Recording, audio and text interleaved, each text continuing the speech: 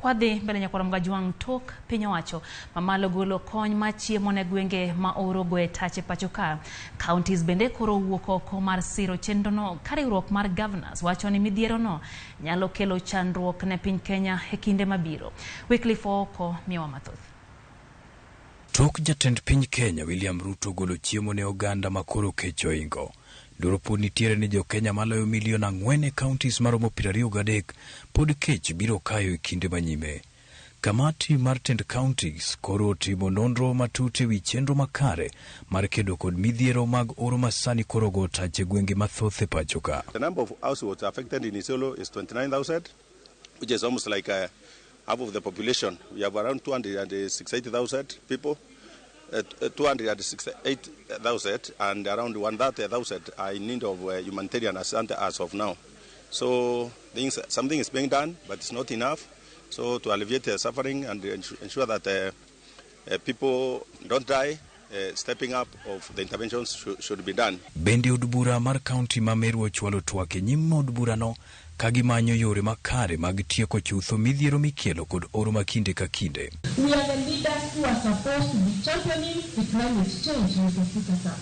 Because I'm sure there is no way the country can be feeding 20,000 people in this country, Mr. Speaker. The right thing to do is to put the precautions aside on how these people can feed themselves, because we know this drought is coming because there is not enough rain in this country. As the county government is supposed to create a strategic grain reserve.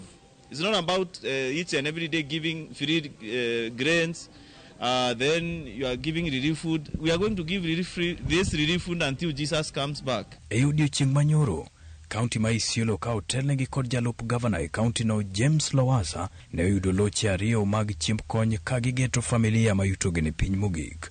Ile chakula tumeletewa hapa hivi kwa msaada kutoka National Office. Tuko na chakula aina ya beans, which is a total of 1,080 bags of 50 kgs. Rice, tuko na 600 bags of 50 kgs. Na pia tuko na nyama ambayo ni corned beef, 300 cartons. All these will be distributed within the 3 sub-counties. Ningeliomba Deputy Governor, wakati mutakaa chini kugawa chakula, mara mingi shule inasawika. Na kama leo tulikuwa kwa shule kama Ramadhan, watoto hawana chakula kwa shule. Na tumekuja kuona ina affect sana performance ya shule, na hata absentees, watoto wengi hawaendi shule, hawatendi shule kwa sababu hakuna chakula. Na mnajua hali ya vile iko saizi. Kwa hivyo hii chakula pia tungeliomba ifike kwa mashule vizuri na igawe na haki. Oro pod medo midhiero ma opogore pachoka kama oting'o koda kech, tho mar jamni kod rocho chenro mag pure pachoka ka piny Ingereza bekoro singo chiwo kony mar omenda maromo milion 190 e kedo kod midhiero no. The UK has given financial support, including through the Hunger Safety Food Programme, Hunger Safety Net Programme, funding to support the most vulnerable in this very, very difficult drought situation. And finally, to see what reopening the border officially would look like here. Wycliffe Oko, Ramogi TV.